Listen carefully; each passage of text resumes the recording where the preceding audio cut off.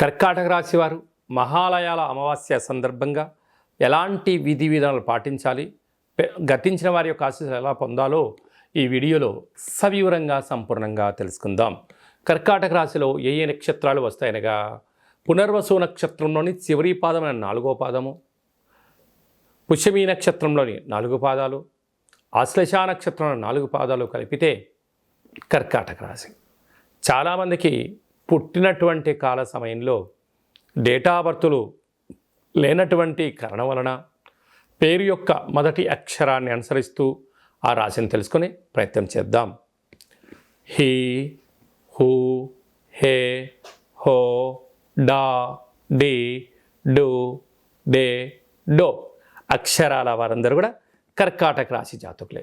కర్కాటక రాశి యొక్క అధిపతి చంద్ర భగవానుడు కనుక బుధవారం ఉత్తర హస్తా నక్షత్ర సందర్భంగా మహాలయాల అమావాస్య రావడం వలన వీలైనంత వరకు పితృదేవతలను స్మరించడం, వారికి దర్భలు నల్ల నూలతో పాటి తెలుపు వస్త్రాలను బ్రాహ్మణుడికి దానం ఇవ్వడం కానీ, ఒక దోషుడు బియ్యాన్ని పెద్దవారికి నమస్కారం చేసుకొని గోమాతకు ఆహారంగా ఏర్పాటు చేయడం కానీ, అలాగనే పక్షులకు ధాన్యం చల్లడం కానీ, కాకులకు ఆహారం వండి పెట్టడం వలన ఈ యొక్క కర్కాటక రాశి వారికి మనశ్శాంతి, ఆయుర్వృద్ధి, జ్ఞానవృద్ధి, ఐశ్వర్య సంపద కర్కాటక రాశి వారి సొంతమయ్యే పరిస్థితి ఉంటుంది.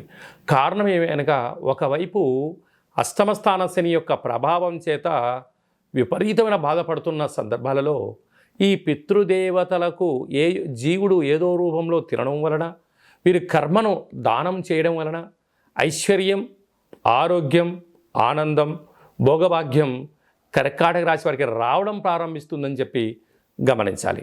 అలాగా వీరికి తృతీయంలో బుధాదిత్య రాజయోగం కారణం వల్ల, అక్కడే కేతు సంచారం చేయడం వల్ల ఏదైనా ఒక పని చేసేటప్పుడు మీ సిక్స్ సెన్స్ అంటే భవిష్యత్తును దృష్టిలో పెట్టుకొని గతంలో ఏం జరిగింది, ఏం జరుగుతుంది, ఏం జరగబోతుంది అనేటువంటిది దృష్టిలో ఉంచుకొని చేయగలిగితే మీకు అద్భుతమైన మంచి ఫలితం ఉంటుంది.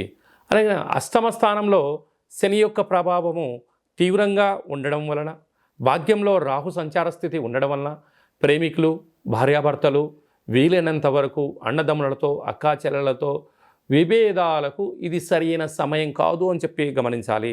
లాభస్థానంలో గురువు ఉండడం వలన ఇది మీకు చాలా మంచి కాలము. మౌనం, ధ్యానం, ఏకాగ్రత, దానము, సత్సంగము, పారాయణము, ఆసనాలు మనశ్శాంతిని కలిగిస్తాయి. వ్యయంలో కుజ భగవానుడు సంచారం చేయడం వలన, కుజదోష ప్రభావం కారణం వలన మీ జన్మ నక్షత్రం రోజున అష్టమి, పూర్ణిమ, అమావాస్య తిథుల యందున దూర వాయు జల ప్రయాణాలకు దూరంగా ఉండండి. యంత్రాలతో, ఆయుధాలతో దయచేసి చెలగాటమాడవద్దు. ప్రమాదాలు పొంచి ఉన్నాయి. నీటి వ్యాపారాలు, హోటల్ వ్యాపారాలు, పాల ఉత్పత్తులు, ఆహార క్రయ విక్రయాలు, గోడౌన్స్, స్వయం వృత్తులు, గృహ భవన నిర్మాణ కార్యక్రమం చేసేవారు, వ్యవసాయ సోదరీమణులు జాగ్రత్తలు వహించడం వలన ఆరోగ్యాన్ని కాపాడుకొని మానవ ప్రయత్నం చేయాలి అని చెప్పి జ్యోతిర్విజ్ఞానం తెలియచేస్తుంది.